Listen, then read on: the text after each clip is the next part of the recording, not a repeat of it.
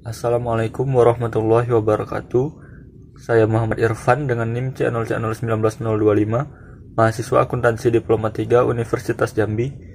Seperti biasa, di sini saya akan mempresentasikan tugas akuntansi perpajakan yang berjudul konsep dan pencatatan dari kewajiban jangka pendek berupa utang pajak penghasilan, utang pinjaman, utang atas sewa, wesel serta dividen.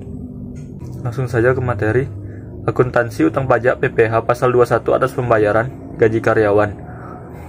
Pajak penghasilan pasal 21 merupakan jenis pajak yang dikenakan terhadap penghasilan berupa gaji, upah, honorarium, tunjangan dan pembayaran lain yang diterima oleh pegawai, bukan pegawai, mantan pegawai, penerima pesangon dan lain sebagainya.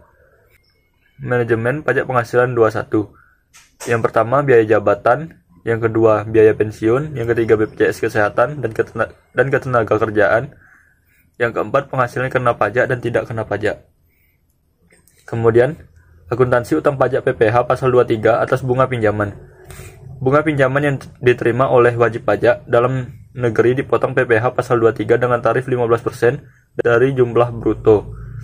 PPh pasal 23 yang telah dipotong tersebut tidak bersifat final, artinya dapat dikreditkan dalam SPT tahunan PPh OP YBS. Sedangkan bunga pinjaman yang diterima oleh wajib pajak luar negeri dipotong PPh pasal 26 dengan tarif 20% dari jumlah bruto.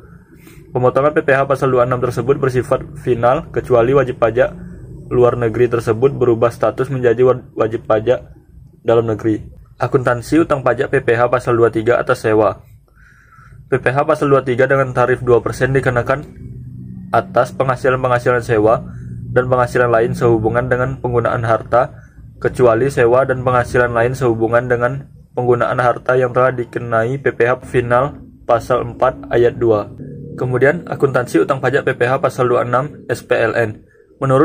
Menurut Undang-Undang Nomor 36 Tahun 2008, PPh pasal 26 adalah pajak penghasilan yang dikenakan atas penghasilan yang diterima wajib pajak luar negeri dari Indonesia selain bentuk usaha tetap di Indonesia.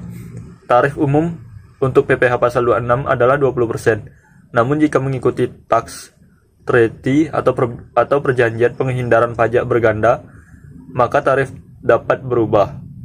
Kemudian akuntansi utang pajak atas wesel dan dividen. Utang wesel. Utang wesel adalah kewajiban kepada pihak lain yang dibuktikan dengan janji tertulis tanpa syarat untuk membayar sejumlah uang tertentu pada tanggal yang telah ditentukan. Utang wesel dapat dijual oleh pemegangnya.